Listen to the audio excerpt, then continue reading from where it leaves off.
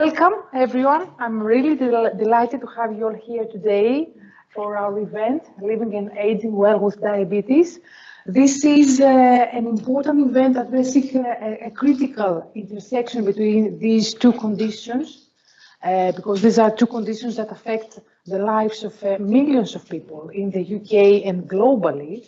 And so far, limited attention has been paid to these two conditions in coexistence when they happen together. So this is an opportunity to discuss these issues and get your perspective. My name is Dalia, Dr. Dalia Tsimpida. I'm a lecturer in gerontology at the University of Southampton, and we're doing research at the Center for Research on Aging. We are proud to be the only department dedicated to gerontology in the UK. This one? I think it's on. Just talk again. It's working. That one's working. Try now. Is it better now? I think so. I'm not sure. The other one should be fine, but you've got no green light. There is a red line. Okay, we got it now. So I was saying that I'm really proud working in the UK's only department dedicated to gerontology.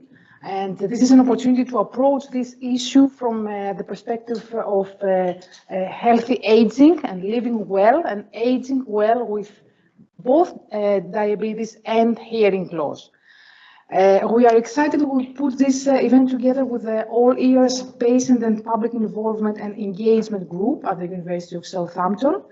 And we have a great lineup today with inspiring talks, trying to link the research perspective and also to have the perspective of the national charity Royal National Institute for Deaf People, or RNID. And of course, all of you who will be sharing your ideas and insights and experiences around these conditions and your thoughts about the way forward. The event is registered with the World Health Organization as part of the international series of activities for World Hearing Day 2024. And these activities are themed changing mindsets. So this is our aspiration to change mindsets around existing practices and lead the way forward in this domain. Before we start with the talks, I would like to kindly invite Dr. Kate Hough to give a brief introduction representing the All Ears PPIE group.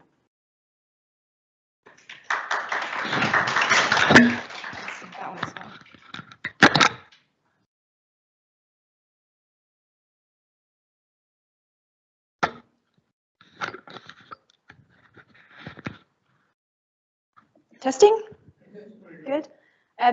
Thank you very much, Dalia. So yeah, my name's Kate and I'm a research fellow from the Faculty of Medicine.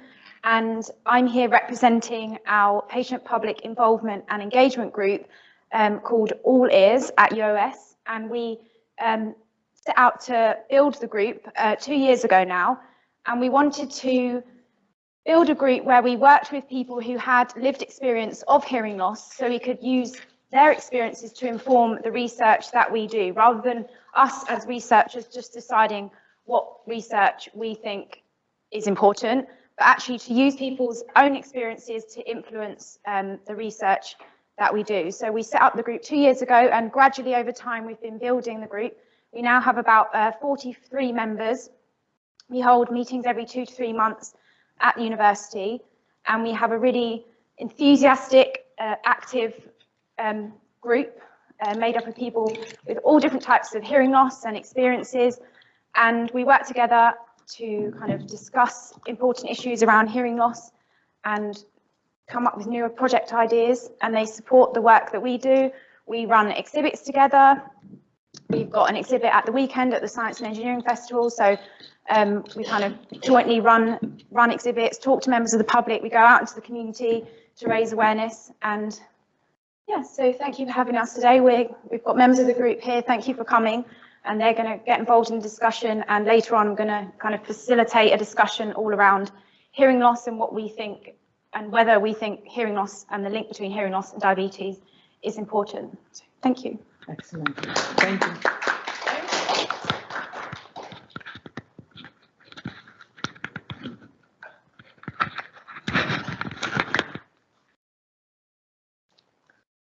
Okay. Okay, so many of you are probably familiarized with diabetes. It is a health condition that has received a lot of attention and is in the center of public health strategies. But what about hearing loss? Hearing loss is a condition that has not received so much attention so far. And I would like to talk to you from the perspective of an important part of our lives. Hearing is important because hearing connects us as a sense, is an important sense because hearing for those not natively deaf and fluent in sign language is an important sense to share ideas, emotions, and happenings in our daily lives. And I said ideas, emotions, and happenings because hearing is directly connected to our cognitive, emotional, and behavioral well-being, the way how one thinks, feels, and behaves in our daily lives. And many people don't realize how important the hearing is until they start to lose it. And understanding hearing loss is a very complex topic. Because people lose it gradually over time during the life course. And it is really about the loss of intensity of a sound, how loud is a sound. And it is usually about the clarity of the sound. And this clarity is something that is affected during the life course. And I have selected a video to demonstrate to you who you believe or you have normal hearing, what a simple restaurant conversation could sound like to an individual with a hearing loss.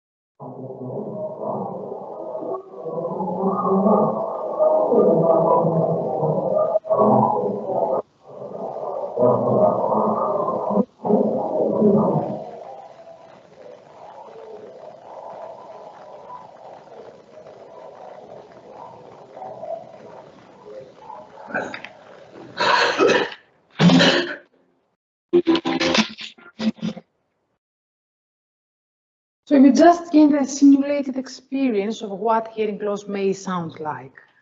Many of you may believe that your hearing is perfectly fine and you should not be concerned about it at the moment. But what you may not know is that changes in our hearing happen gradually over a long period, and these changes can happen faster regardless of our age. If we are around really loud noises, or consistently exposed to fairly loud sounds for a long time. And another reason that may affect hearing is diabetes as a condition. And this is a reason behind hearing difficulties no matter of people's age. In a recent survey, 1 out of 4 adults 50 years old and older in the area said that they have hearing difficulties. But generally speaking, there is currently, there are many issues around data, hearing data, and we need data-informed solutions in order to tackle this public health issue. And this is the topic I'm going to talk about today under the title Data Pitfalls and Informed Solutions for People with Diabetes and Hearing Loss. These are conditions that commonly coexist, and we need to shed some light into the topic. So I'm going to cover today 4 topics. I will start with the significance of hearing loss as a public health issue, and not as only an audiological issue. Next, data on the combination of diabetes and hearing loss in older adults in England, where I will present the preliminary findings from the project I'm currently doing. I will then continue drawing attention to common pitfalls in research and healthcare related to diabetes and hearing loss. And I will conclude proposing some strategies aimed at enhancing data collection to mitigate these biases and address the pitfalls, existing pitfalls in the current practices. Approaching hearing loss as a public health issue. It is a public health issue and not only an auditory issue, because it's far beyond a sensory impairment. It is an issue that impacts people's ability to work, to participate in activities, in education, in health services. It has many physical, social, cognitive, economic, and emotional consequences. Today, it is the 3rd most common chronic health condition after high blood pressure and arthritis, and it is the 1st leading cause of morbidity among adults 70 years and older, and the 2nd leading cause among adults 50 to 69 years old. We approach hearing loss as a major public health issue and not only a sensory issue for 5 key reasons. First of all, the high prevalence of this condition at the population level. So according to estimations, over 466 million people globally have disabling hearing loss, according to data provided by the World Health Organization. This is a condition that can significantly impact on quality of life, affecting communication, social interactions, and emotional well-being. It can lead to feelings of social isolation, loneliness, depression, and reduced participation in daily activities. It also has an economic impact, affects the economic condition of people. For example, as I said earlier, in a recent survey, 1 in 4 adults 50 to 65 years old in South or West said that they have hearing difficulties. And considering that these adults are still in a working age, you can imagine how this condition can affect their productivity, the opportunities they have in their employment, and how this may impact their economic resilience and sustainability. Many of them go for early retirement because they don't have the same opportunities. So this is an indicator of how this condition affects their quality of life from the financial perspective. Regarding the association with other conditions, so this is an issue not in isolation, but approaching the patient as a whole. We can see that this can be related with dementia, as you may have heard, with falls, and addressing hearing loss early may improve the overall health outcomes, the condition of a person, and maximize the opportunity for healthy aging, which is a very important issue. And the 5th factor is the limited opportunities, the barriers in accessibility to health services. People with hearing loss do not have access to affordable and accessible hearing healthcare services, including hearing aids and cochlear implants.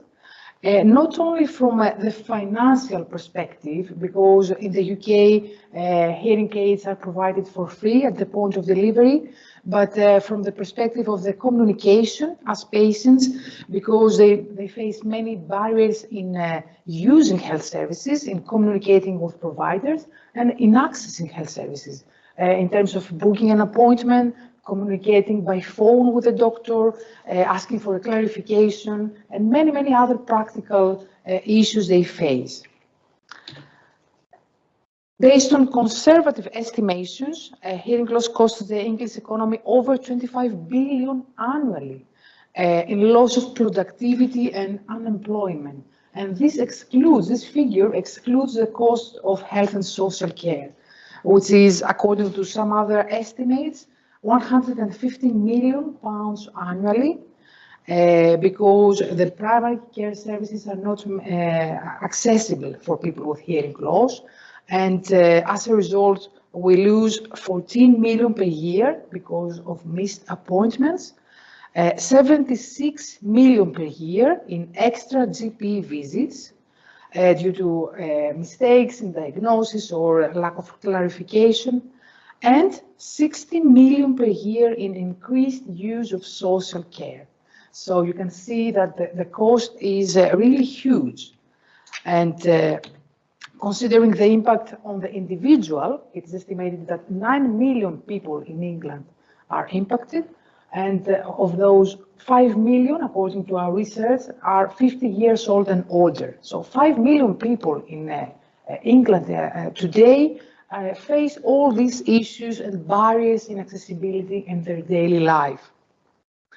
You can see the cost in terms of loss of productivity and increased unemployment, the comorbidity, the link with other conditions, including depression and dementia and diabetes, as we are going to discuss today, regarding the problems that prevent the proper look into the issue, because we lack the accurate data in order to understand the magnitude of the problem and the impact it has on the country, and as an issue how that disrupts education, employment, daily relationships, and mental health.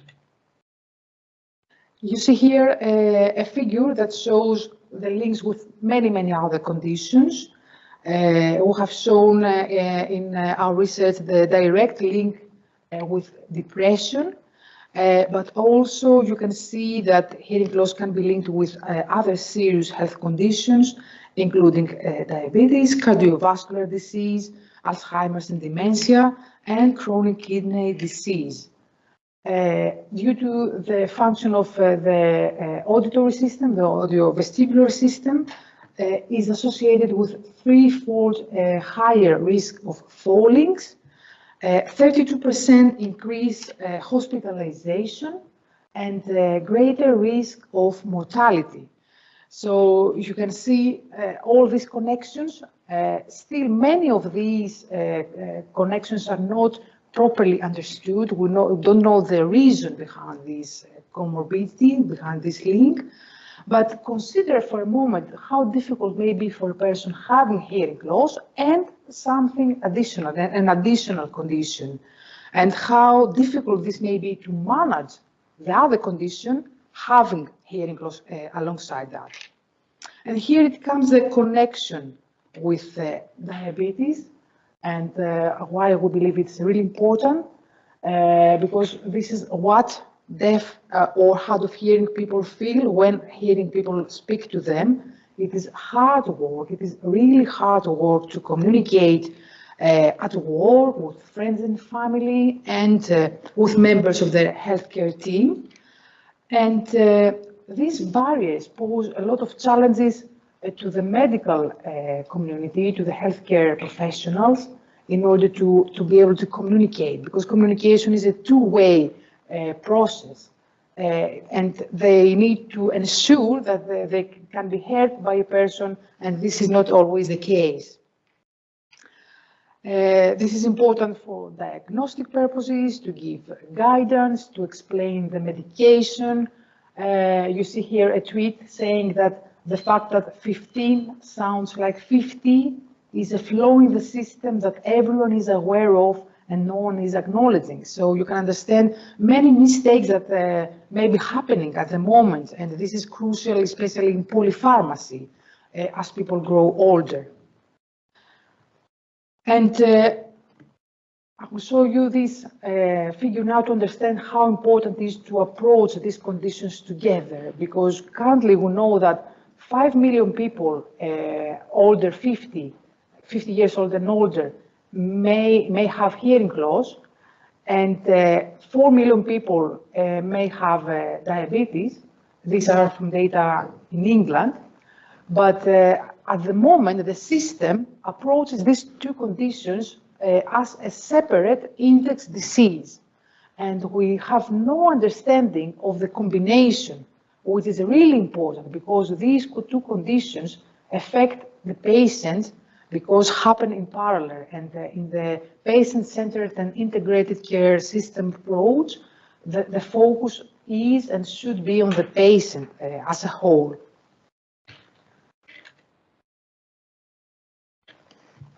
So understanding the connection between diabetes and hearing loss, it is very crucial in order to develop strategies aimed at preventing diabetes-related hearing loss.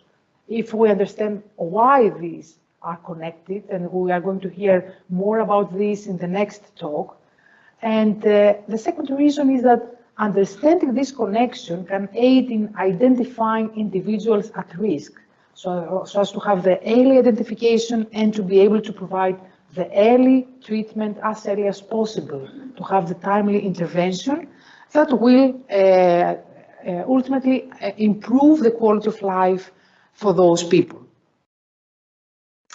That was the second topic I wanted to address regarding the reason why it is important to address this together.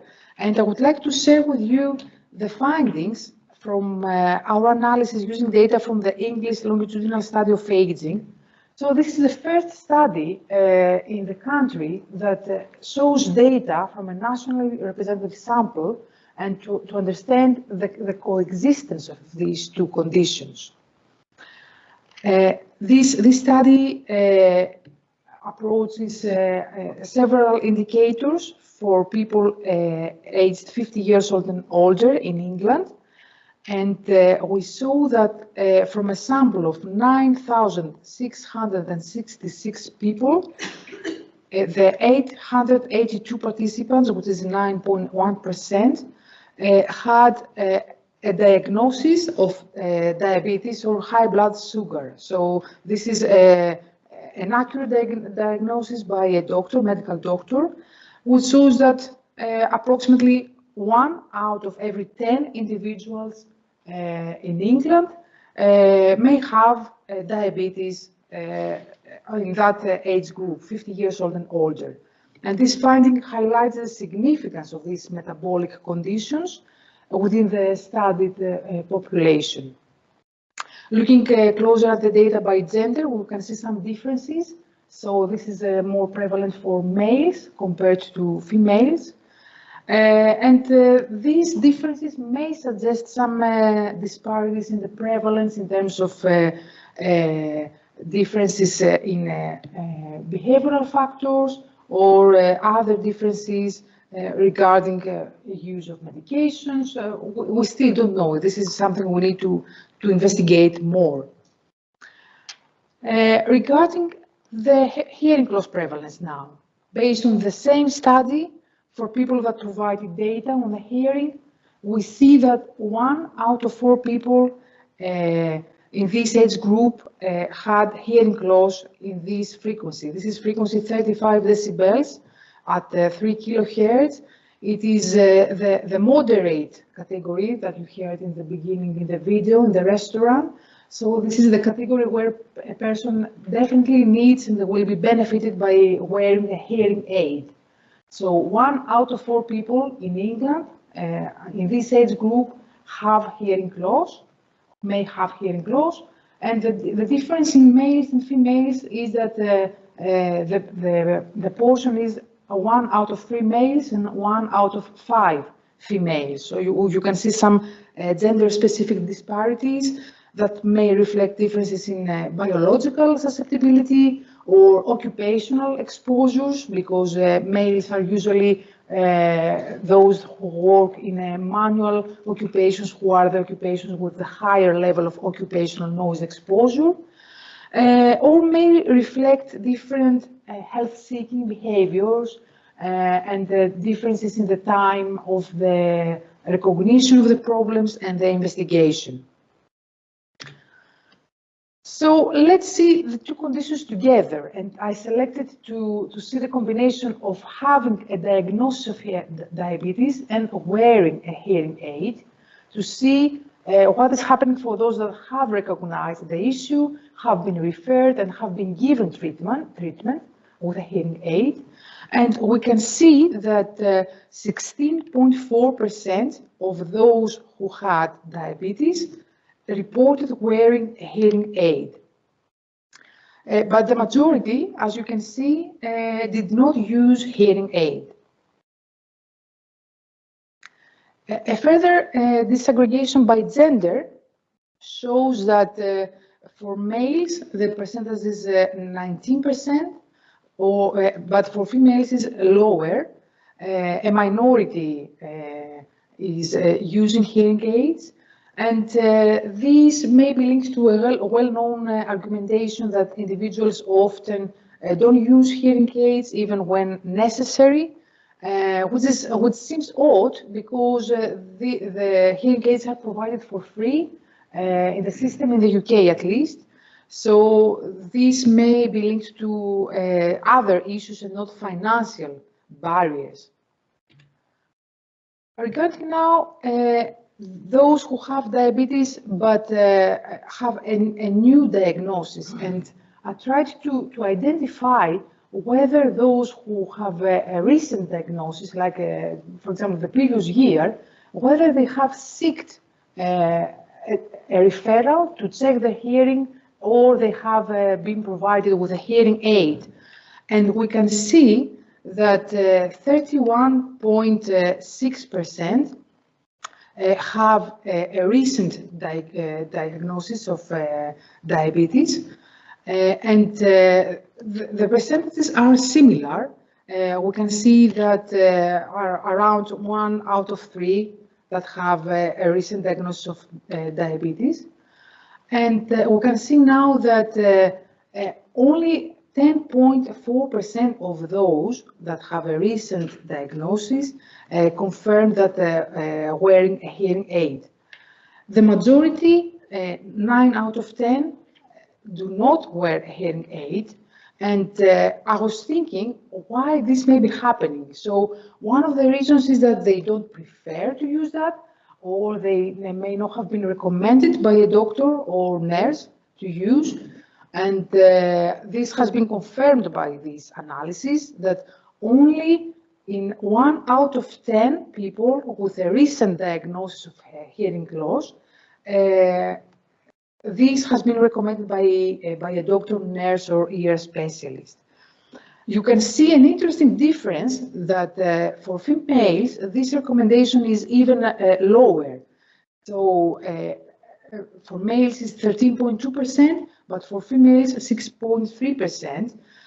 But for both genders, the majority of individuals who reported a new diagnosis of of diabetes or high blood sugar were not recommended hearing aid by a healthcare professional. And the question now is, would individuals use a hearing aid if recommended by a doctor, nurse, or ear specialist?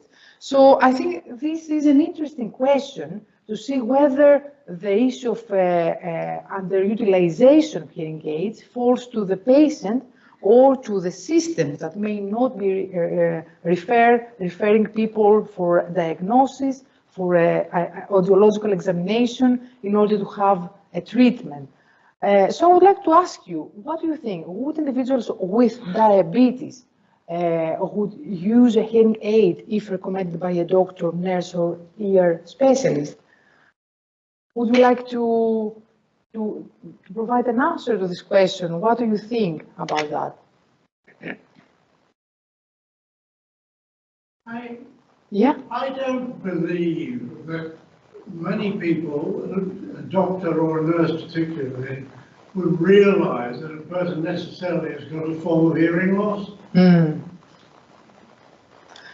I mean, I personally have been diagnosed with high blood sugar. Mm-hmm. The doctor never ever mentioned, all he said was, talk to the diabetes nurse.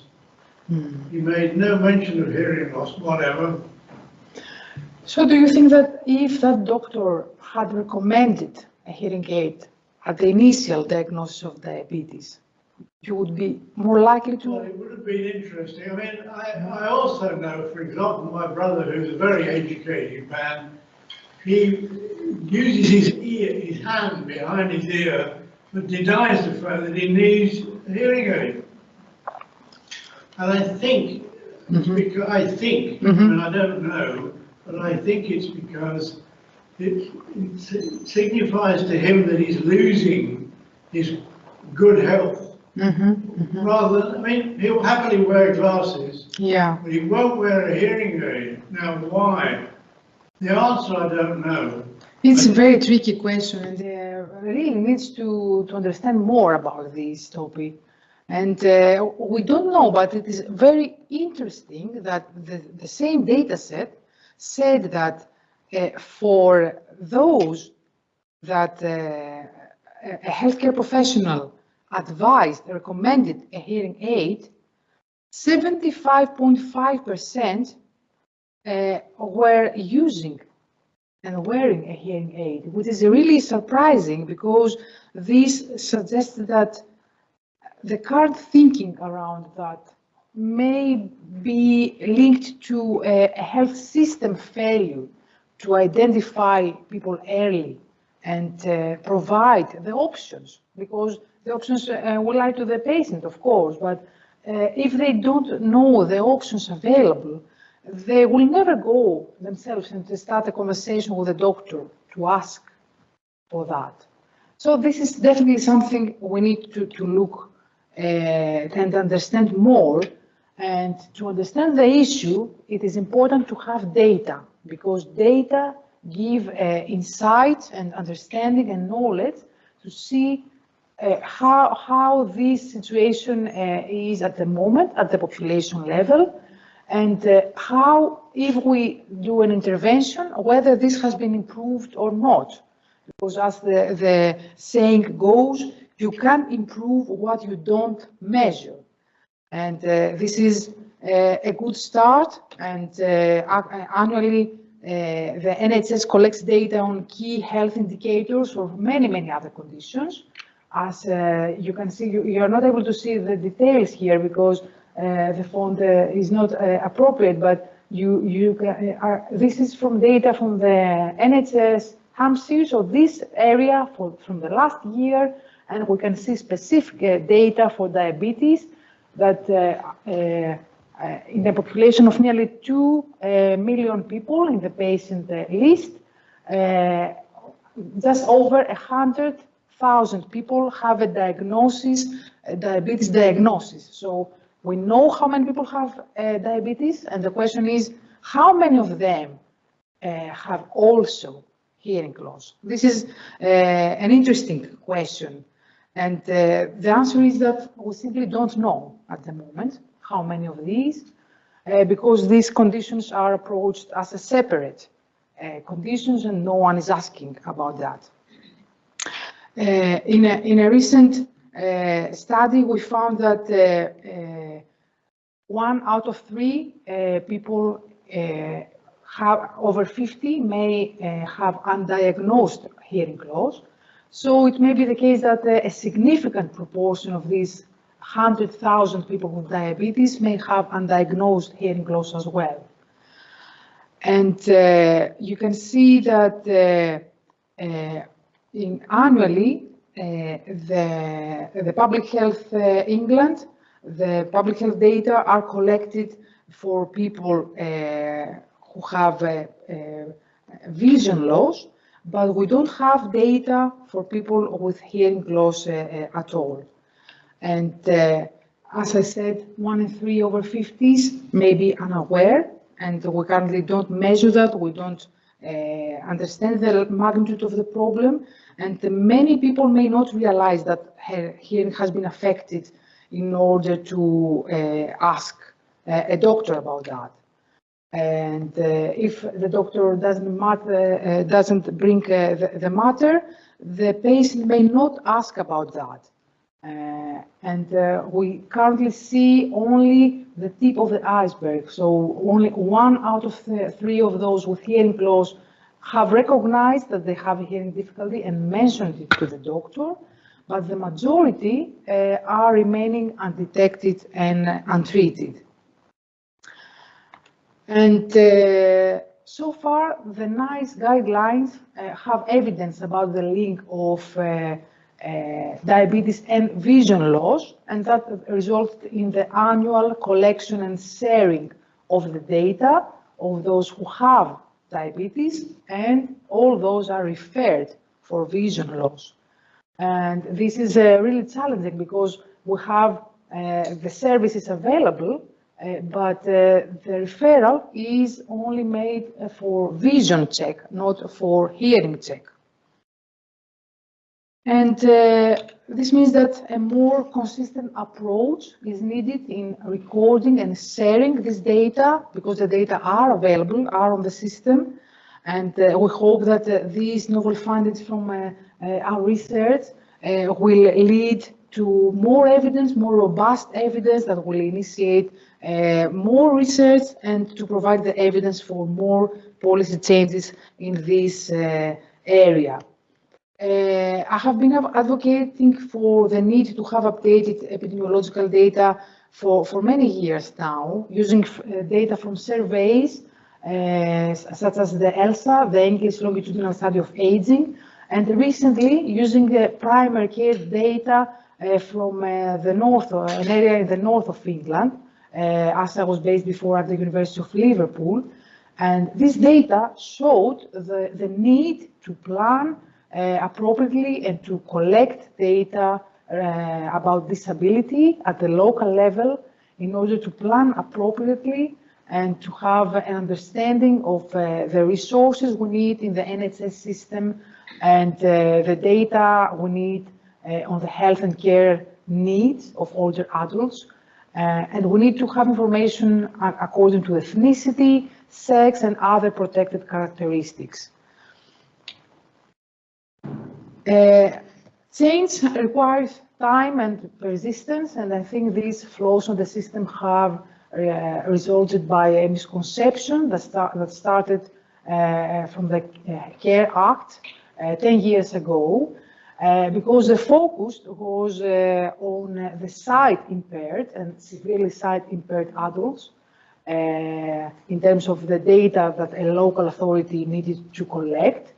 And at that time, the evidence was not so robust to understand that many other factors may contribute to hearing loss in later life.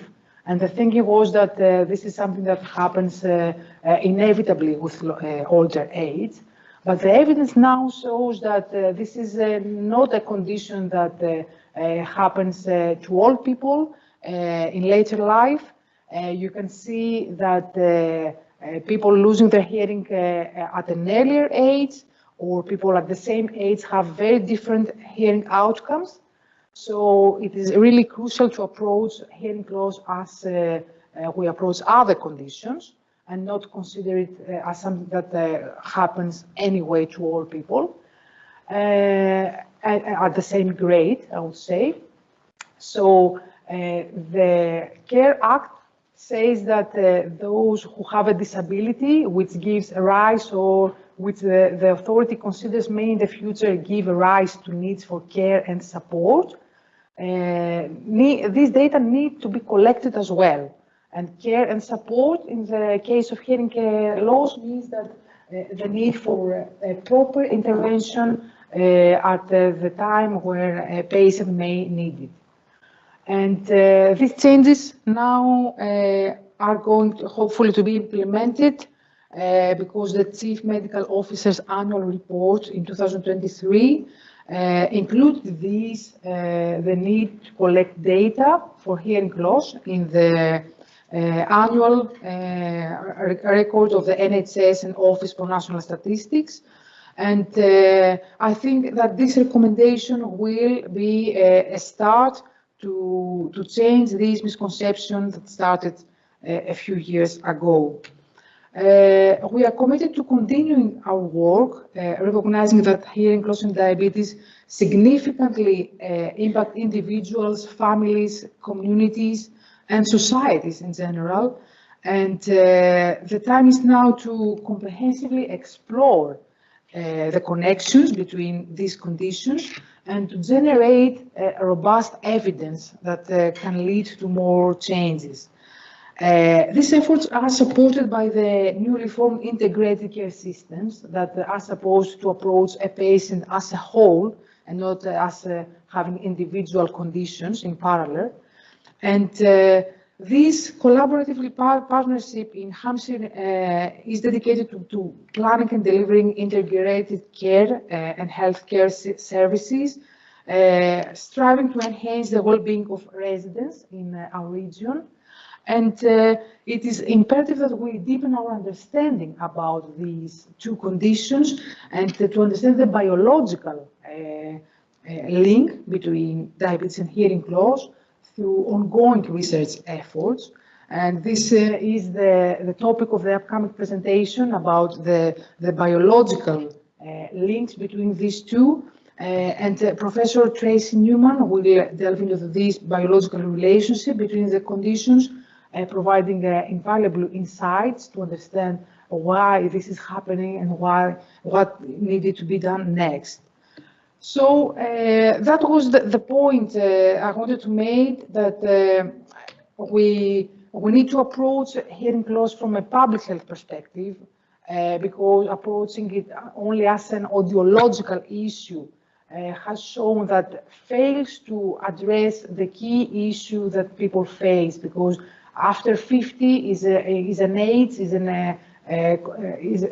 a stage in our life where people may have many conditions in parallel, and we need to understand, because this affects more than a person's ability to hear. Understanding this link specifically between diabetes and hearing loss is crucial for prevention strategies and the timely intervention that will improve people's life, and because we need evidence-based changes, we need epidemiological data and indicators on the health and care needs of older adults in order to address pitfalls inherent in current practices and outdated approaches to data. That was from me. Thank you very much.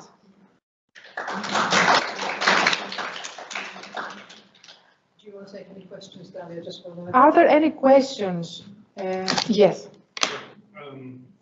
It seems to me that you're ignoring the root cause of a lot of this problem.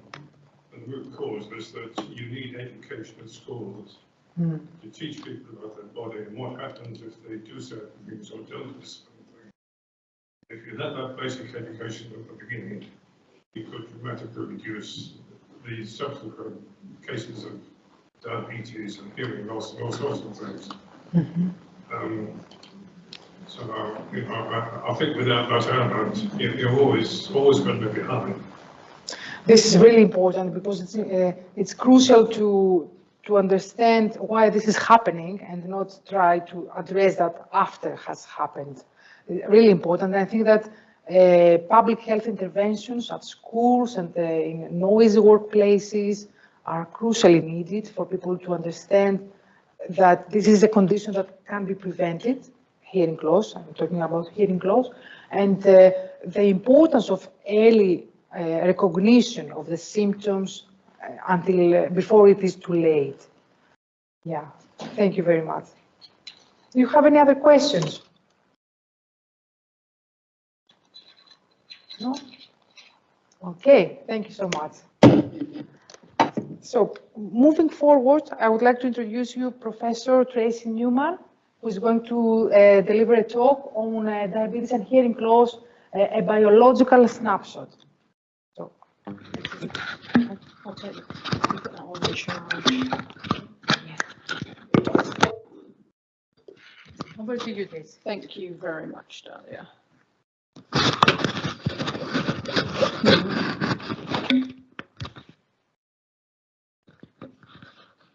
Sorry, folks. The technology sorted out.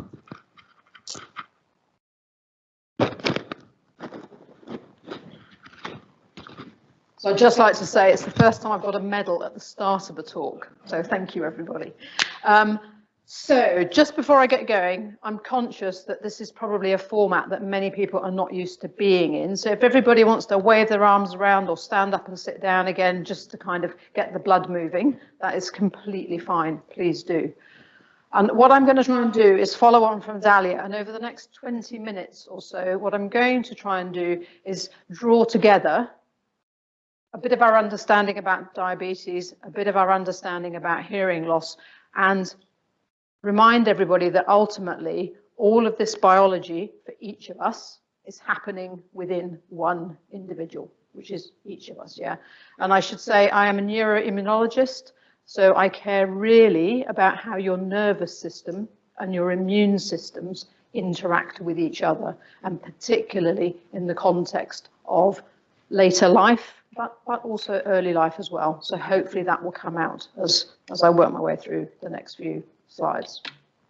And I'd just like to say before I start, I'm going to touch a little bit on some of our own research, but really what I want to do is just try and share some concepts with you to just open up a little bit about the biology. But all of these people on the screen, all of those funders on the screen, and over the last couple of years, members of our PPI group as well, are all contributing or have contributed to what I'm going to talk about in one way or another. And it's really important that people realize research doesn't just happen. It's a huge collective effort to make it happen. And I should say thank you to everybody. I'm also happy to take questions from people as I go along. So what we're going to try and do is talk about, just very briefly touch on the challenge of healthy aging. Ben, I owe you an apology. You saw some of this yesterday, so yeah, you could probably come and do this at this point. Then I'm going to talk about hearing loss and diabetes, just the basics, just what I feel might be helpful for people to think a little bit more about. Then we're going to see the effects of diabetes. And then we're going to talk about where hearing and diabetes meet. And then I want to touch on the mechanisms. And what I mean by the mechanisms, Dalia, I think, has just talked to us very clearly about societally and in terms of social structures, things like healthcare provision, what's needed. I want to get inside and actually look at things at a kind of cellular level to some extent. Can everybody hear me okay? Thank you. So just touching on this very, very quickly. So aging, what is aging? You know, it's a word that gets bandied around all the time. But in essence, and this is taken from the World Health Organization's recent document on aging and health, it's about a gradual decrease in physical and mental capacity that underneath that has a molecular and cellular series of changes. Okay, so whether we like it or not, our biology gradually changes. Importantly, this has very little to do with your actual numerical age. Okay, and this is important, and I'll come back to this in the context of hearing. And as well, importantly, there's diversity in older age, but actually this is not as random as it might first appear. So the physical, the social environments and effects of these environments on opportunities and health behaviors really play in to how well we age. Things like acquired hearing loss, diabetes, cardiovascular disease, all of these conditions, we're very familiar with them. There's a huge polypharmacy and pharmaceutical industry around at least diabetes and cardiovascular disease. I would say less so with hearing loss. But these tend to become more common in later life. And this is what we refer to as comorbidities. It's the coexistence of these conditions within us, each as individuals. And if we could understand the conditions better, we might actually get to a point where more of us live and age better. And to put that just into a very, very simple schematic, if you imagine this is the arc of life with birth over on the left-hand side and how long we would be expected to live. And we know that generally people, until fairly recently, were consistently living a little bit longer as things evolved over time. That has now slowed down a little bit on the back of COVID. So we sort of seem to have a peak old age, but actually one of the things that's getting worse in that is although we are living more years, we are living fewer healthy years. So the aspiration for all of us should be to kind of turn the dial on this and have fewer years lived with disability or poorer health. That's what this is about. That's what we're trying to do in thinking about hearing loss and diabetes. And just to remind everybody, what's hearing? How are you hearing me now? You're hearing me now basically because of simple vibrations of air molecules. What those are then doing is effectively they're interacting with some biology that sits deep inside the bone in the base of your skull, which is your cochlea. And importantly, your cochlea is shaped a little bit like a snail shell, and as we move from the bottom of the snail shell right the way up to the top of the snail shell, one of the things about this structure is it's organized a little bit like a piano keyboard. So the frequency you hear right down at the bottom end is your high frequency. Right up at the top end of the snail shell is where you hear the lower frequencies. Now this becomes important in the context of diabetes. I mean, it's important anyway, but it will become important in the context of diabetes. So if we turn it into a very, very simple cartoon, how do we hear? And I apologize to all of the sound people in the room, but very, very simply, we have a collection of what we call inner hair cells. These inner hair cells have little bristles on the top of them, and I'll show you a picture again in a minute. When they move, they cause the release of effectively a chemical transmission from the hair cell to these nerves. These nerves, if they were all grouped up together, and you can just see 3 of them here, make up your auditory nerve, very, very simply. That is the only route from sound to go from the outside world through your ear into your brain. This is the first region in the brain where those inputs go to. So if anything happens to disrupt any part of this pathway, you will no longer be able to perceive sound. Okay, so I guess you can see where this is going. So what's the challenge with hearing loss? I think, again, Dalia has talked about this a little bit. The current estimates are that around 1 in 6 people are affected by some level of hearing loss. The work that we are particularly interested in doing is really trying to understand the mechanisms of hearing loss. And then by understanding the mechanisms, one, we might find new ways, new therapies, new ways of interacting to kind of try and slow hearing loss down. The other thing we might also do is we might find ways to protect ourselves against progressive hearing loss. And I don't mean protect in the sense of using, ear defenders, making sure that machinery isn't too loud around people. I'm talking about biological protection. I'm talking about protection that means you don't have a progressive hearing loss that becomes worse over time. So that's what I'm trying to get at. So what does hearing loss look like? And many of you will have seen this if you've had your hearing tested. This is a very, very simple audiogram. And as you go down the screen from the top down to the bottom, somebody whose hearing measurements were all up in this part of the audiogram would have what we consider to be normal hearing.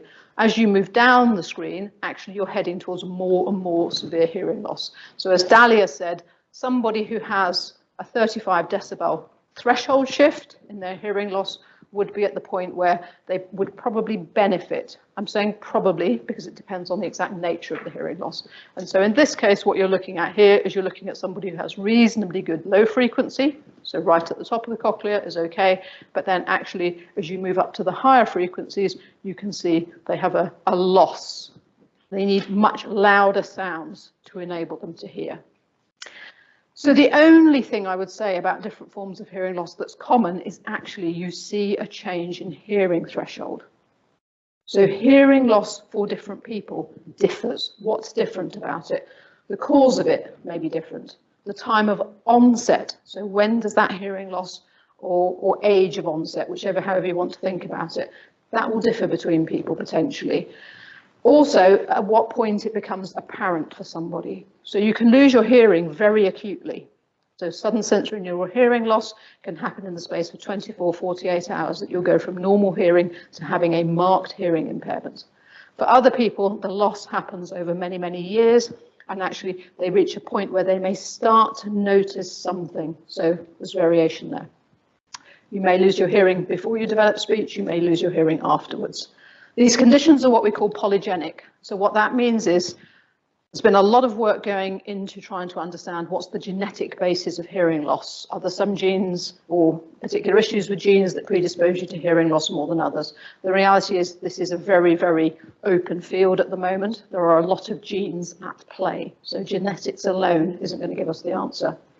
And then how do we test it? There's a whole range of different hearing tests, from pure tone audiometry, which is a series of beeps, through to things like auditory brainstem responses. What about diabetes? We're here to kind of think about trying to pull these two conditions together. So as of 2021, we had somewhere in the region of 4.1 million people in the UK living with a diagnosis diabetes. That's a diagnosis. That's people who've got to the point where they actually know they have diabetes. We know that actually, as with hearing loss, many people live for a long time before their diabetes becomes evident to them, the same as hearing loss. And I should say that there are two types of diabetes. I'm not going to dwell on them too much, but type 1 diabetes affects somewhere between 5 and 10% of people, typically younger, but not always. The symptoms can emerge quite quickly, and it's damage directly to the cells in the pancreas that that produce insulin. Type 2 diabetes, on the other hand, is a much longer, slower burn. There can be very few symptoms initially. However, one of the key things about the condition is it's associated with inflammation. So I'm kind of interested in that as someone who cares about immunity and inflammation. It's linked to obesity, and it's linked to what's now known to as a panel of different conditions that come under the title of metabolic syndrome. However, the thing that's common to both of these is that you end up with elevated blood sugar levels, and these can be measured fairly easily by the person themselves. And in terms of testing, there's now very reliable testing with blood glucose monitors. You can have blood tests done that will measure your HbA1c, and you can also take part in what are called glucose tolerance tests to see how well, if you take in a big dose of glucose, you manage to shift it out of your blood supply, because that's what you're trying to do. High levels of blood sugar over long periods of time damage tissues. So as much as we need sugar, potentially, or glucose, actually it's also quite harmful when there's too much of it in the wrong place. So managing hearing loss and diabetes, we could all go home at this point, because we could say we've got it all wrapped up. So we've got hearing aids, some of which are incredibly advanced. For people who have more profound hearing loss, we have cochlear implants. In terms of diabetes, we're now at a situation where people can very readily monitor their blood sugar, and we know as well that actually lifestyle changes, so things like engaging in more exercise, reducing fat content in the liver in particular through things like exercise and calorie restriction, can actually start to turn the tide a bit on diabetes. So why are we talking about it? And I think we're talking about it because there's actually still an awful lot to be understood about these conditions, and in particular, what goes on when you have both of them within the same person. So in terms of diabetes, how does diabetes manifest? What are the sorts of very more common aspects of diabetes that you might be familiar with? So some of you will have come across this idea. It's known as the stocking and glove neuropathy model. So what you're looking at here is effectively the dark blue regions are where the person has lost a lot of sensation, and then the paler blue regions are where they're losing sensation, and the feeling is a bit like somebody has stockings and gloves on. So they're sort of insulated from the world around them. Now, why or what is going on in terms of diabetes that causes that to happen? And in essence, the reason it happens is because whether you like it or not, we're kind of all just big integrated circuits. That's all we are, okay?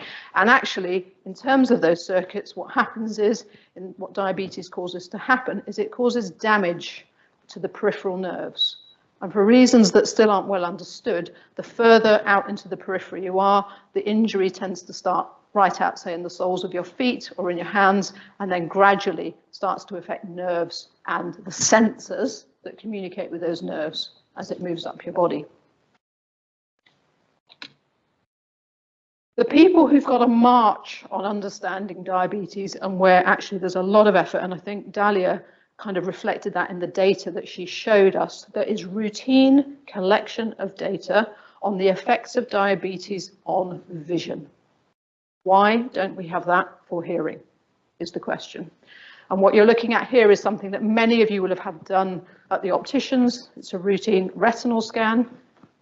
And the reason that you have those images taken is not because your optician particularly likes necessarily looking at your retina, but actually one of the advantages you have with the eye is you could dilate the pupil and you can look straight at the blood vessel supply in the back of the eye, which is immensely informative. In a cartoon of that same eye, what this is showing you is what's known as diabetic retinopathy. So these are some of the changes that can be seen in those blood vessels in the eye progressing over time. And the sorts of things that happen is you get inappropriate growth of blood vessels. Over time, there's a chance as well, if you have diabetes, that you will also go on to develop glaucoma, which is raised intraocular pressure. Now, this can happen without diabetes, but glaucoma in diabetes is also an issue. And the issue with glaucoma itself is what starts to happen is you kill the optic nerve. The raised pressure in the eye, if it's not managed, kills the optic nerve. Now, the vision people have been very smart at developing medications that can be delivered straight to the site. And actually, some of these changes, if the person is picked up early enough and screened closely enough, they can be managed. An interesting recent finding, which is yet not well managed so far, is this concept of neurodegeneration. So in the same way that nerves are dying, the sensory nerves seem to be losing their function in the peripheries of the person, what also starts to happen is you get degeneration in the sensors, so the sensing neurons in the eye as well. And this is quite interesting. And this is where we start to maybe see some crossover between hearing and diabetes. So let's just dwell on acquired hearing loss. And what I mean by that is you're not necessarily born with no hearing, but through a whole range of insults over the course of your life, what starts to happen is you are more vulnerable to developing hearing loss that progresses as you age. And what you can see, so this can happen from very early life events. So it could be ototoxo drugs that cause toxicity in the ear, common childhood infections. In some cases, infections that children are exposed to while they're still in utero, things like cytomegalovirus. Noise exposure, infection, lifestyle. Smoking in particular is not good for your hearing. But as we move up the age course, the other thing that then starts to kick in as well are conditions like diabetes. Okay, so what's actually going on in there? And then importantly, is this everybody? And Dalia touched on this, and this absolutely isn't everybody. Some people are supremely protected from this. So as much as acquired hearing loss is variable for people who develop it, there are also people who who live their whole lives with very, very well preserved hearing, which is also interesting when you're thinking about function. So in terms of the risk factors for acquired hearing loss, we already know what some of them are. There's age. Men are still slightly more predisposed. If you're exposed to lots of noise, that's a problem. But then actually one of the really big risk factors is diabetes. And one of the things that goes with diabetes is a high level of inflammation. The other thing is at the moment, diabetes and cardiovascular disease, they're very definitely two separate conditions, but diabetes affects your blood vessels. That's one of the main sites that's injured by having high blood sugar. And what we're particularly interested in is that in terms of this inflammatory situation that happens, that affects your hearing system. So this is a kind of section through your brain, and then this is the cochlea, so the sort of ear part of your hearing. That affects the cochlea itself, and it also affects the central pathways in your brain that are involved in interpreting sound, and so giving you the understanding you get from hearing. So what does the blood supply actually look like to the cochlea? We know you can look in the eye very, very easily, and you can see that diabetes causes, if it's not managed, causes poor blood vessel health. We know that from the eye. What is harder to know, although there is some evidence around, is that actually the blood vessel supply of the cochlea, and I appreciate this is a slightly weird looking picture, this is the base of your brain, this is a set of blood vessels that go in and actually supply the main arterial supply to the brain. you're looking at the underside of the brain. And then down here is the snail shell shape of the cochlea. And this is showing the blood supply down to the cochlea, which is totally dependent on this big labyrinthine artery that then forms lots of branches right the way down to form all the tiny microcapillaries, so the vascular bed right in the cochlea. So with diabetic changes, one of the issues for the cochlea is damage to the blood supply. That blood supply is critical for each part of the cochlea and then the cellular machinery in the cochlea. So you start to see how diabetes may be having an effect in terms of changes that will affect hearing. Oh, that was in case I forgot to tell you that was the cochlea.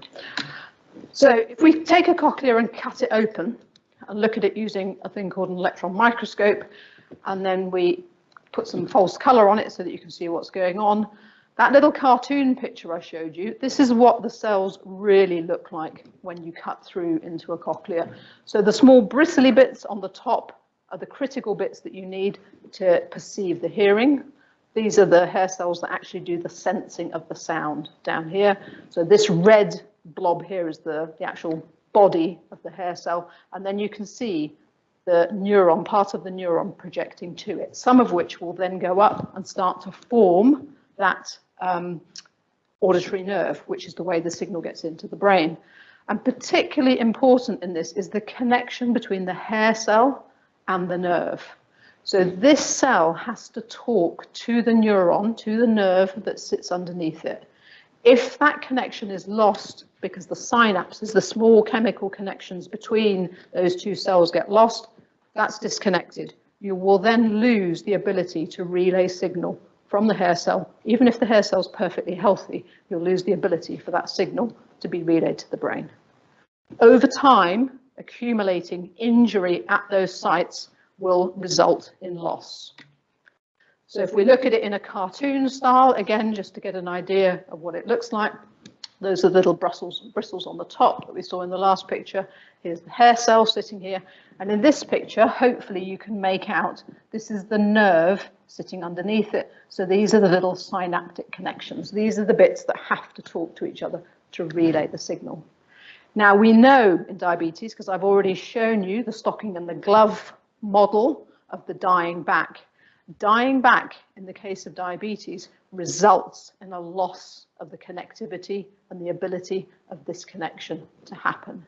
Now this is really important, and it also likely results in a hearing loss that is slightly different to hearing loss that is progressive hearing loss, where the damage is more at the level of the hair cell rather than the neuron. And I'll touch on this again in a minute. So very quickly, inflammation, what is it? Do we need it? Yes, we do. This is just an infected sebaceous cyst. It's a very critical healthy response. You need an inflammatory response to deal with injuries, with pathogens in the case of an infection. And what should happen is over time, you have a big inflammatory sort of response. It's hot, it's red, it's swollen. That will all resolve. The tissue will remodel. And eventually, if you looked at the side of this person's neck a few weeks on, hopefully this would no longer be evident. Okay, and I should say this was a substantial cyst. That's a centimetre. So that's, I don't know, 3 or 4 centimetres across probably in total. And that's because you have what we call pro-inflammatory and anti-inflammatory cytokines. So chemical messengers that are released into the circulation that then communicate with the immune cells and orchestrate this response. So how might inflammation in diabetes affect hearing? Where do those two things then come together? I'm saying this is a healthy response. It's a healthy response when you want it to happen. But one of the things that we know is that we know progressive hearing loss, so the hearing loss that people experience as they age, I showed you that little graph at the start, typically affects your high frequencies. An important observation in people with diabetes is that actually their low frequencies are affected differentially.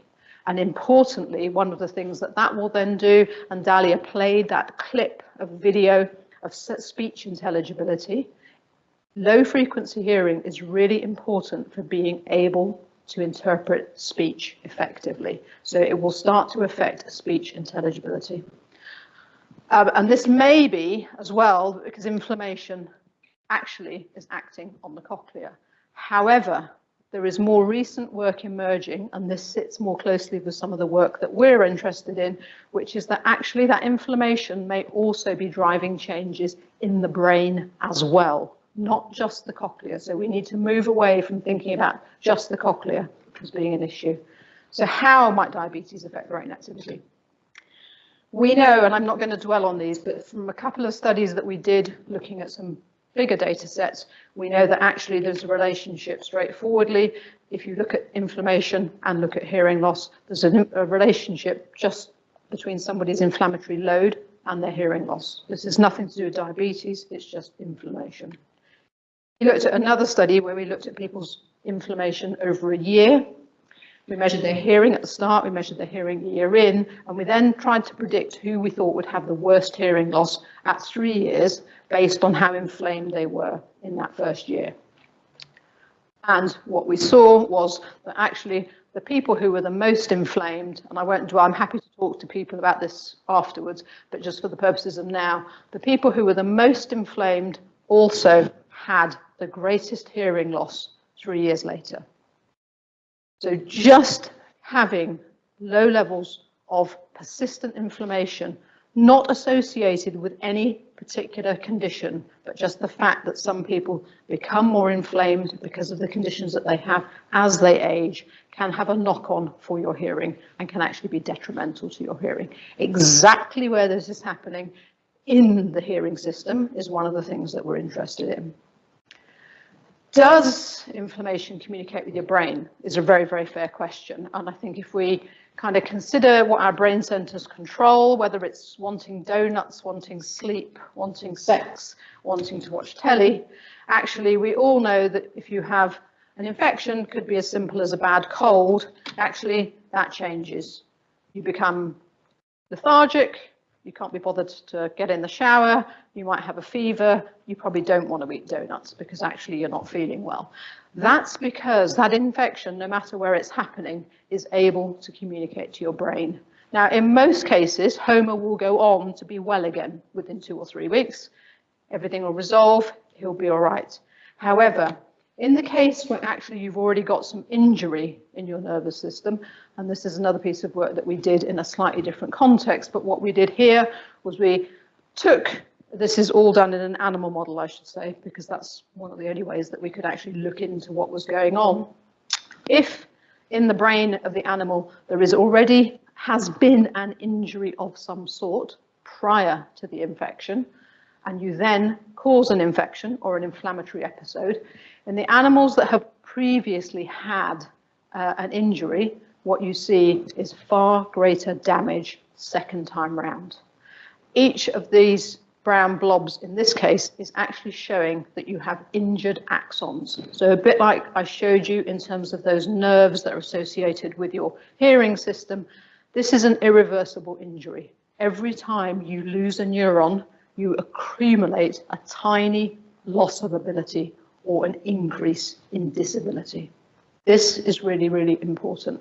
And in terms of how inflammation from diabetes may be affecting the central auditory pathways, this may well be what's going on in that situation as well. I should say this is conjecture.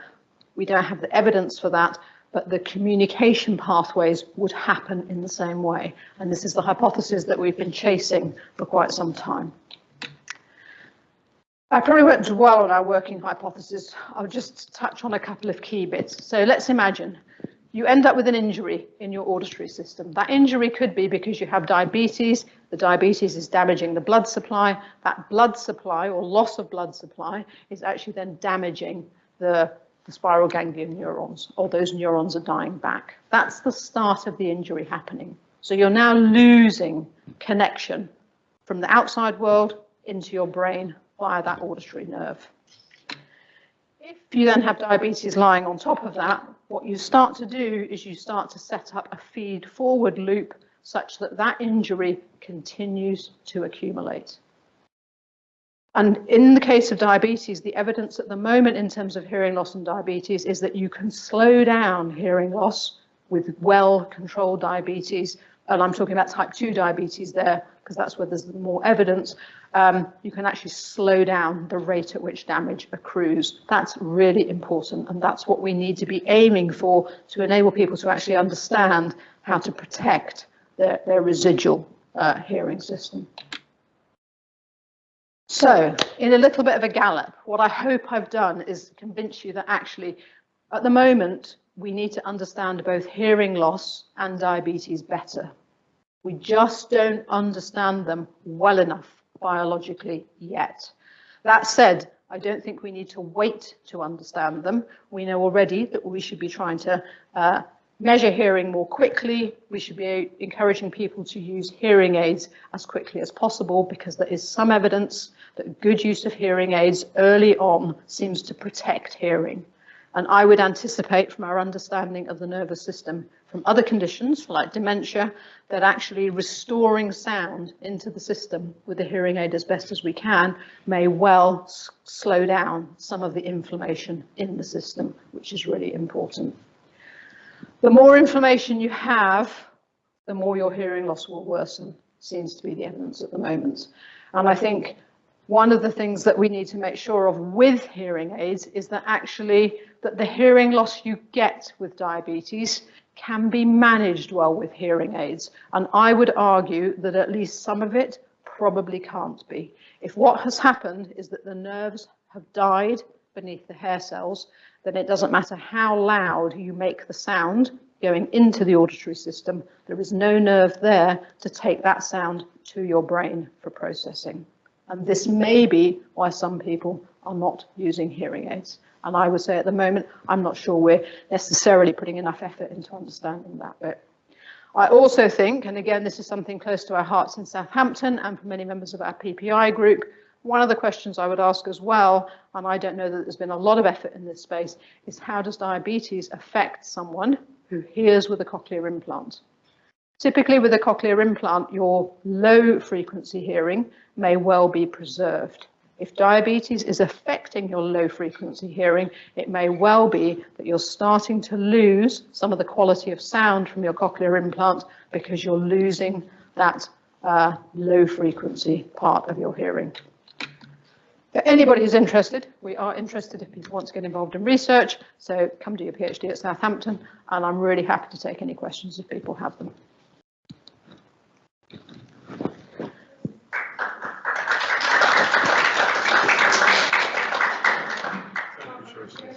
That's right. Good. I noticed you mentioned that you can have an effect on the central pathways of the brain. You didn't say anything about the anterior nucleus. Do you want to say anything about that? I will stay away from that if that's okay. I'm happy to go back to it, but I think for the purposes of here, probably too far. The other point. Yeah. Is that you mentioned the historical the bacterial infections. Mm-hmm. Is there some sort of a kink where antibiotics are available? So that's interesting. So at the moment, if anything, it's okay. How do I answer that? Early infections, even if they are so infections early in life, so things like children in particular experience glue ear, experience other things that, common ear infections, those can be treated with antibiotics. No matter that they're treated with antibiotics, if the child has had an infection, on the hypothesis that we're working at in the moment, that infection may well, in children who are susceptible, leave them with an immune system in the ear that is still vulnerable to being kicked off again later in life and then contributing to hearing loss in later life. So we know that if you look back in people's history, people who lose their hearing in later life, who have worse hearing in later life, may well have experienced more early life infections. So in a way, the antibiotics are almost masking it a bit, Chris, but not resolving it.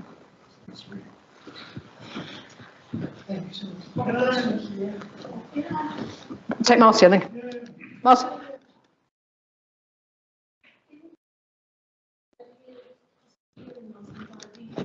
Yeah.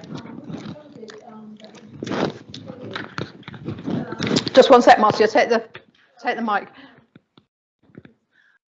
With the hearing loss and diabetes and understanding it better and understanding inflammation, when we had COVID and we had things like brain fog and things like that that people were saying that they were experiencing, is there any research, any information we have with regard to our diabetics, our diabetic people, people with diabetes and COVID and brain fog and inflammation and hearing loss?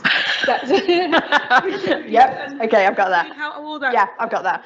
Okay, so answering those questions and breaking it down a little bit. So Marcia wanted to know what the relationship might be for people who were diabetic, who also had COVID, who were living with hearing loss and experiencing brain fog. Okay, so if I unwind that a little bit, the evidence is from some of the big studies that were done that if you had poorly managed diabetes, you are likely to do less well in terms of COVID. Okay, the prognosis for people who were type 2 diabetics, poorly managed or who had had their diabetes for a long time, tended to be iller with COVID. The most recent evidence, so in terms of hearing loss and how hearing loss has progressed in that time, I don't think we know. And that goes back to Dalia's point of why don't we have easily accessible, robust records of people's hearing history? That's what we need to be able to answer that question. We are thinking about ways to get that. In terms of the brain fog and then the inflammation, you are absolutely right. So those two things come together.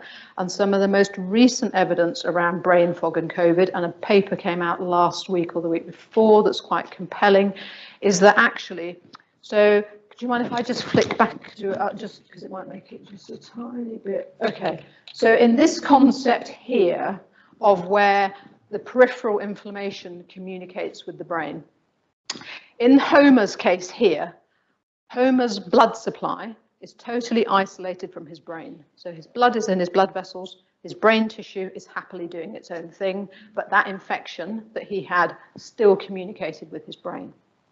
One of the things that seemed to happen in COVID, and one of the things that happens for people when they have certain conditions, so multiple sclerosis is one of the best examples, is that actually the separation between keeping your blood and all the molecules in your blood just in your blood vessels and your brain tissue just as your brain tissue, what actually happens is the blood-brain barrier, which is a structure that keeps those two things apart, becomes leaky, and you get more movement of molecules from the blood supply into the brain tissue. This is not a good thing because it's damaging. Molecules passing through are not what you want to have happening. In terms of brain fog, the most recent evidence in terms of people who have long COVID and who have brain fog associated with long COVID is that actually they have a leaky blood-brain barrier. Now, that probably isn't leaking all the time, but there's probably something happening that's causing episodes of leak that are then affecting people's cognitive function. Now, some of that, for some people, and the thing about this is we are each so different. Although there are some common factors between us, we are each so different.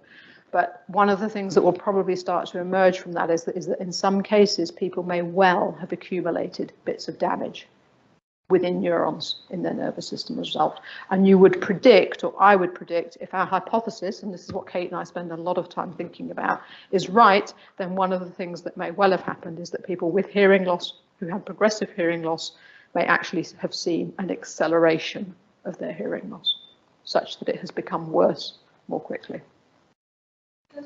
Yeah? My father had hearing loss, diabetes. My father, thank you. My father had diabetes, hearing loss, and Parkinson's. In that order, basically, wasn't it, Mum? You know, in that order, and sight issues as well. You know, so I was just wanted to throw that out there as something.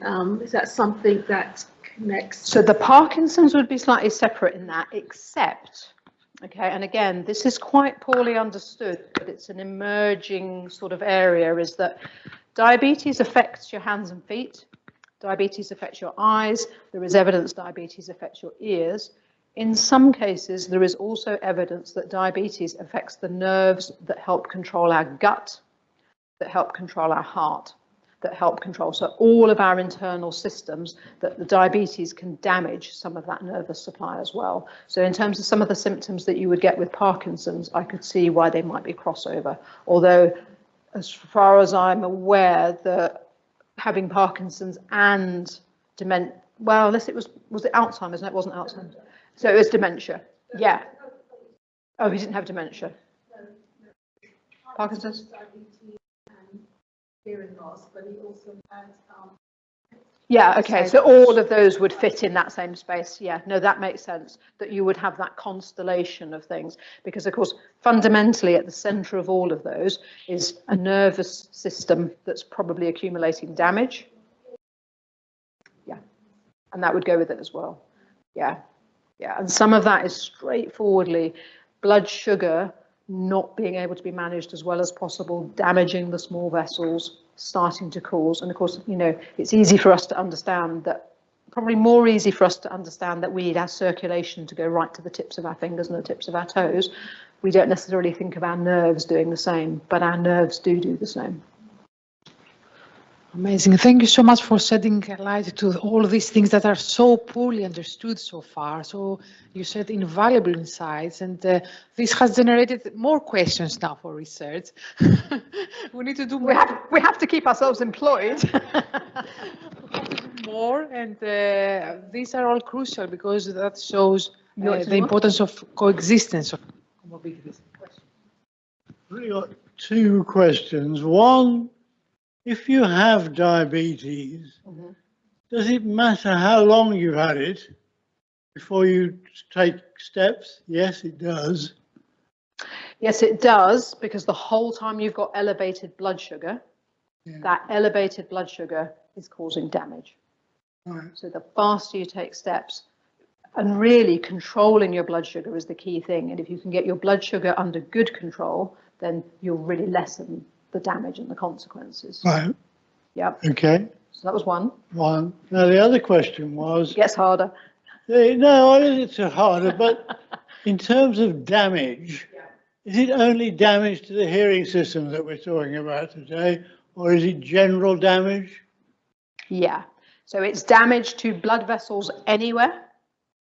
It's damage to particularly the nerves, your longest nerves, Right. as well. In terms of central nervous system damage, part of the change that happens in your central nervous system, because we're biological and we're feedback loops, if you damage the input, what happens is you remodel the center, because everything has a two-way system. So rather than classical damage, if you like to think of it that way, what you're causing is remodeling and loss of function centrally, if that makes sense. Excellent. An honor to have you here, Professor Newman, to share all these invaluable insights for us. Thank you so much. Do you have any other questions, or we can go for a break, 10-minute break? One question. You can stay and discuss. It's a very interesting topic. I'm staying around as well, so if you want to get coffee and things, I'm really happy to catch up with you, but go ahead. You mentioned the link between raised inflammatory markers and hearing loss with diabetes, but I was wondering, so is the trend the same with other conditions as well? Such as? Oh, I don't know. I can't think of any off the top of my head. Which way? So is inflammation driving other conditions? Yeah, so for example, if in other conditions you have raised inflammatory markers, would you see the same trend of most likely sort of increased risk of loss of hearing loss? Yeah, so, and the best evidence for that is if you have poorly controlled cardiovascular disease, that also has an inflammatory component. Exactly how the inflammation is managed and controlled is different to it being inflammation as a result of blood sugar, but nonetheless, it doesn't matter where that inflammation is within you, it will talk to sites of injury, because our immune system gets everywhere. Okay, and it's doing what it thinks it doesn't think, but it's doing what it's programmed to do to try and repair the injury. Only there's no free lunch. So basically, if you switch on the immune system, you get collateral damage around it. And in something like your nervous system, your cochlea, any of those structures, once you get into injuring nerves, they are not good at regenerating themselves. We have very, very poor regenerative capabilities. Great. So Well, that sounds a bit uncheerful, doesn't it? It's not, really, it's an opportunity to try and, one, campaign and get people to give us access in particular to hearing data. Because by putting the hearing data into the mix, we can start to answer some of these questions. well said. Thank you again. So let's go for a break for 10 minutes and we are back at 3:10 to continue with our activities. Thank you.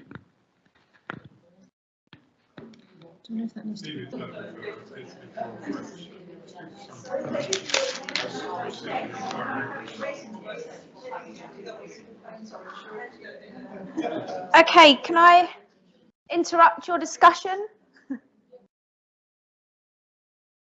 So hopefully you've come up with some ideas on your tables, and we'll go through each one, and you can just shout out some of your ideas. And if you don't mind, we'll collect in your ideas at the end, just to kind of consolidate,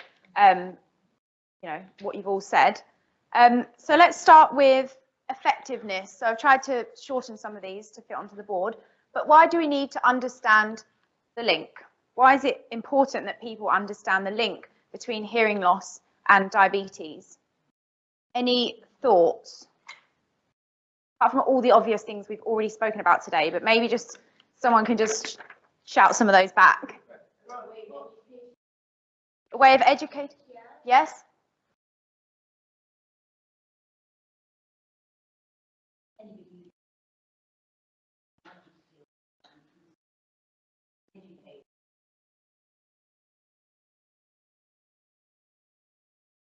Yeah.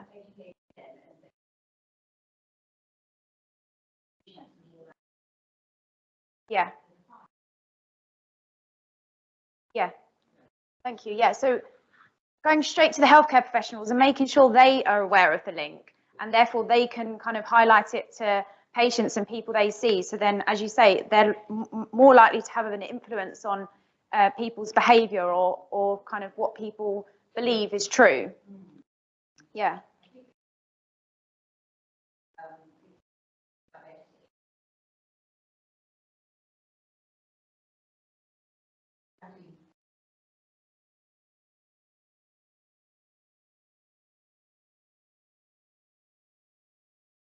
Yeah. So I guess that's a challenge. Yeah. Tracey, do you mind running around with a microphone? Or just someone? Absolutely. Just in the audience? Please, thank you. To run around the microphone. I'll run around the microphone. I know you like exercising. Just whoever's next. So a challenge is that kind of, even though information is power, it also, when someone has a lot of other health conditions going on, then that's another challenge, something they need to think about and worry about, essentially.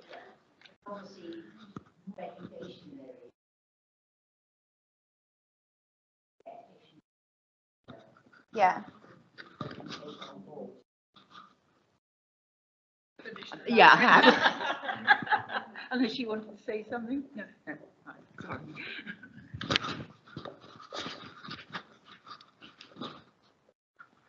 So summarize that: knowledge is power for the benefits, and then a challenge of that is kind of having another thing to think about or worry about. Also, I think we have people with diabetes. I mean, I've had type 2 for 20 years, and this is the first time I've heard about this. So, Wow. so the diabetes community, not necessarily the health professionals alone. Yeah. So the diabetes community need to know about it too. Yeah. So how do we do that? How do we tell? So yeah. So diabetes community need.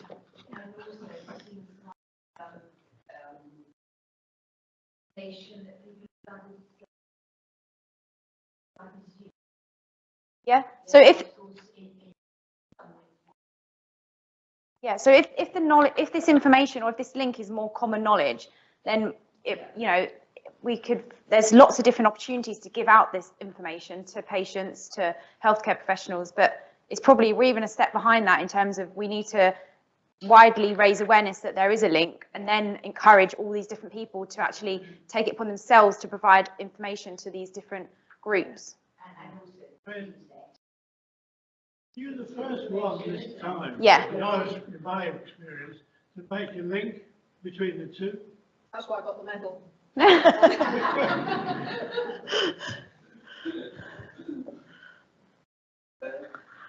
Sarah? One cheap, quick thing would be to have the NHS apps on hearing loss and diabetes updated to say you may possibly get checked for the other. So on the NHS app? Yeah.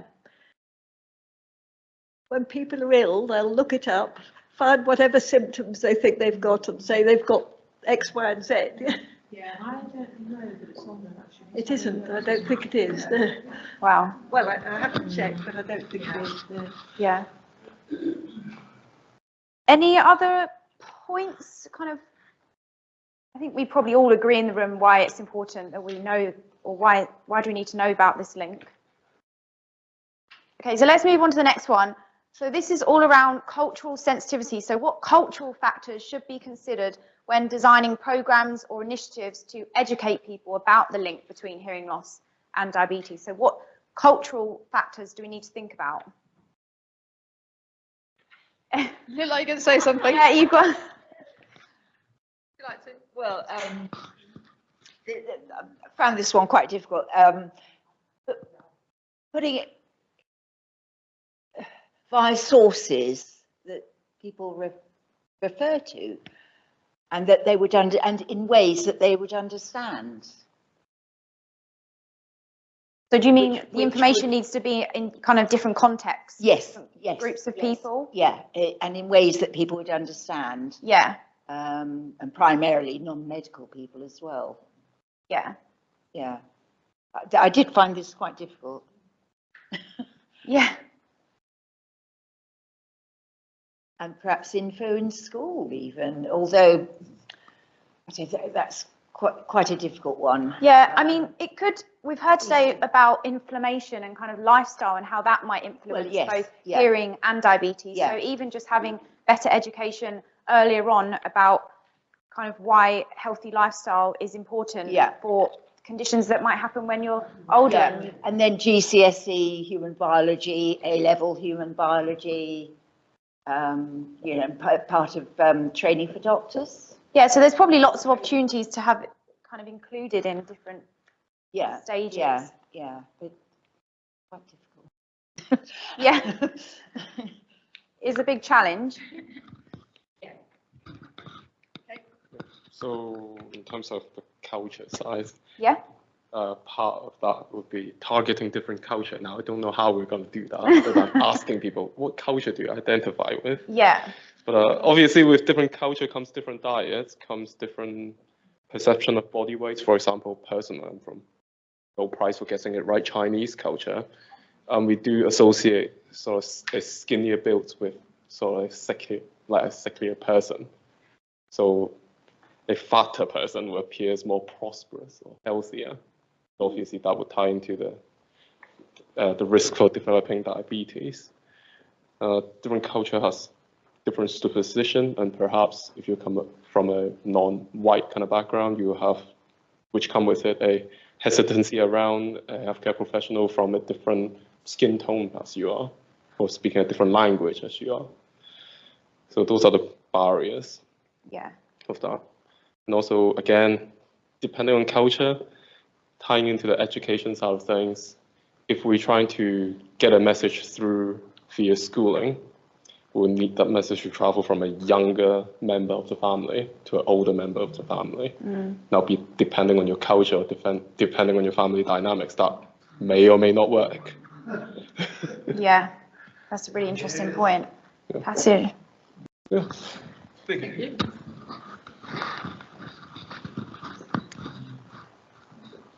And I guess you kind of touched on as well, in different cultures, there's different stigmas associated with different health conditions, and that can kind of make it even more difficult to have these sorts of conversations.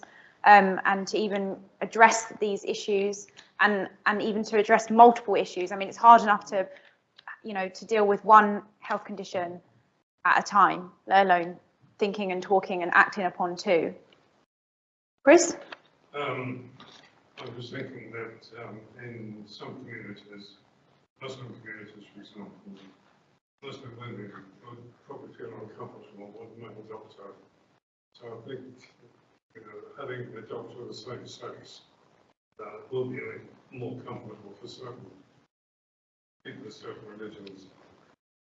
Yeah, so there's religious and cultural differences and comfort. So diets are one for different cultures. Some are quite carb heavy, which is not conducive to keeping the blood sugars at a manageable level. Yes. So I guess, so the differences in diet probably means that this needs to be addressed differently in different cultures. And it's like, how do we do that? I guess before we can even do that, we have to have these conversations about even what diabetes is and what hearing loss is, and actually going into the communities to actually talk about these issues openly would probably help that. But then whose responsibility is that? Who should be, is it everyone's responsibility to kind of talk about these things, or healthcare professionals? Yeah, well, healthcare professionals are obvious, are they not? Yeah. I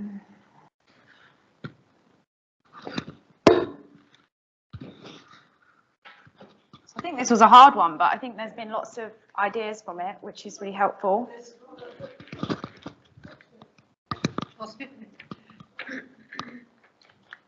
Yeah, we thought that with culture as well, that so often we talk about culture, we go straight to ethnicity, but we were saying about work-related culture and the different types of culture that we could look at. So not just work-related, the religious culture, things that people look into. So it's, sometimes we go straight to the ethnicity, but there's different types of culture, young culture, when they're wearing their earphones and there's different things like that.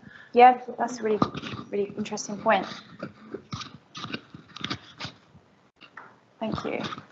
Thank you. In terms of education, as you mentioned, communication from the doctor, so the doctor has like around 10 minutes to talk about the disease and he has a lot to say. So I think this burden of communication and information from the doctor is too much for one doctor. I think a general campaign either would be from other means, could be social media, could be news, could be radio, could be something that would alleviate this burden from a doctor. An NHS campaign that would massively impact other groups, could even change language depending on, like, social media offers now that kind of possibility that could attract people to see this campaign from a specific culture, specific socioeconomic characteristics through social media, through massive campaigns for information. Yeah, I think that's a great idea. A lot of people, when I speak to them in the community about hearing loss, they say, why don't we already know this information? Why isn't there campaigns about hearing loss on TV? Why don't we know that we should get regular hearing tests when we reach midlife or older? And it's even, seems obvious, but it's not happening. One more point on this, and then we'll go to the back. A lot of doctors, particularly when they retire, make a living from lecturing other doctors, and a lot of specialists in diabetes do that. They would be people that I think would be good for imparting this sort of information to other doctors. Definitely. Oh. Yeah, thank you. Okay, fab. So thank you for all of those ideas. Now we're just going to spin this around. So the two final topics. We've got patient empowerment. So how can education and resources empower people to manage their health? Yeah, so I was going to do this for another 7 minutes. So let's talk on 1.5 times, really fast. No. Okay, so ideas then, patient empowerment. Would you want to go first? I think, well, we started talking about how actually we don't think that the responsibility should sit with the patients, but the responsibility really should be with the healthcare providers. But we understand obviously that there is an element of wanting to empower patients to be able to make choices about their health. But then we also thought that education and resources generally, there's a big issue with accessible information and that not being good enough for people that have different communication needs, not being available in plain English or translated into BSL if that's needed. And so it could be that just providing more education and resources could then increase health inequalities because they're only accessible to a certain group of people anyway.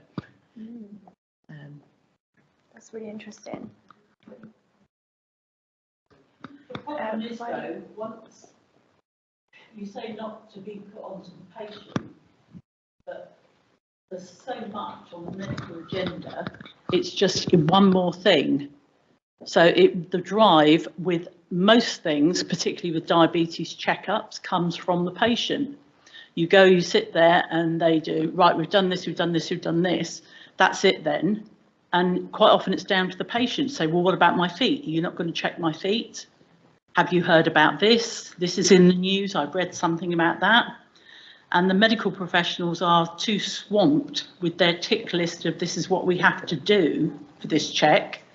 Anything that is new is just an extra time burden on them. And it's our health. And I think the drive has to come from us. Thank you. So many decisions every day as to when they inject, if they have injections, how much insulin to take, how much food to have with it, what sort of food, how long is the injection going to last, how long is the food going to last in the body, how exercise is going to affect it as well. So I think it's important, the education through doctors for patients. Yeah. Even if it's dealt with differently. Like the doctor I mentioned who is on the lecture circuit, who educates other doctors about diabetes. But patients need to know, or at least have access to the information. Yeah, so there's probably just, there's two kind of challenges / two sides that we need to address, both raise awareness in, well, just the general public and specifically to healthcare professionals. And then obviously, as you say, people with diabetes have to kind of take it into their own hands, have to maintain in the best way that they can. So just in the interest of time, let's just get some final points on the operational feasibility. So what operational challenges do you think there might be? I imagine there's probably going to be loads. I'll just throw this straight out there then. Yeah. The problem overall is a huge amount of people living with diabetes don't acknowledge their diabetes. They don't take proper care of themselves. They do not attend the established checks. For example, eye screening, which has been around for a very long time, but the percentage of no-shows is still very high. So it's all about, really, it's bigger than this. You have to get people more to acknowledge the fact they are living with this, particularly with type 2, because with type 2, you don't feel unwell for long periods of time. So it's very easy to stick your head in the sand and just ignore it. Thank you, that's really interesting. We look at it from the other side as well, in that your perception of your hearing loss can be a signal to be checked for diabetes. Yes, absolutely. It's not just a one-way street, it goes both ways. Yeah. I mean, there are so many in the community that are living with type 2, or even, well, unlikely type 1, but type 2, that their first physical symptom of it might be hearing loss. And if the doctors aren't aware that that is a potential symptom, they won't check for it. Yeah. So we need better understanding of diabetes and hearing loss and how they link across kind of all healthcare professionals, people in audiology, GPs.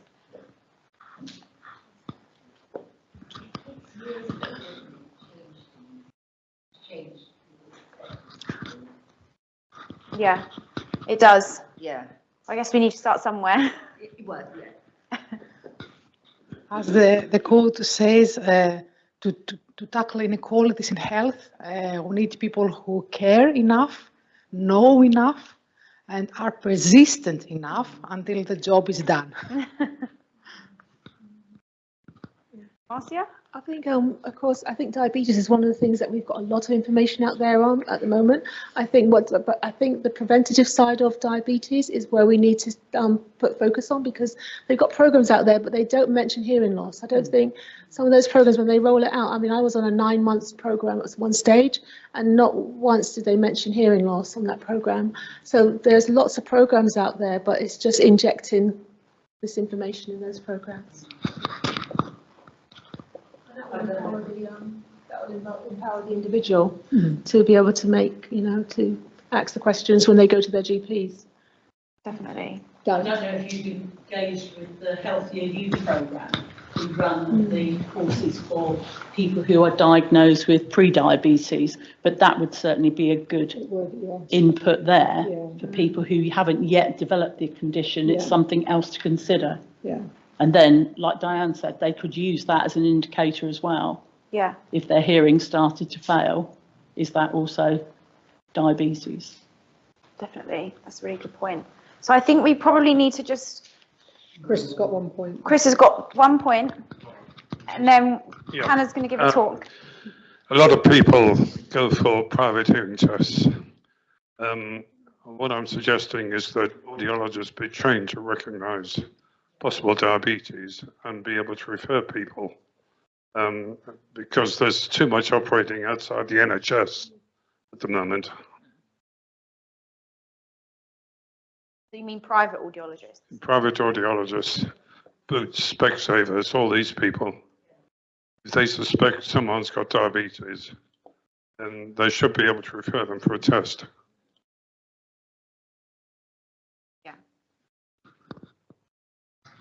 I think better link up between private audiology and NHS audiology would probably help in terms of crossing of information.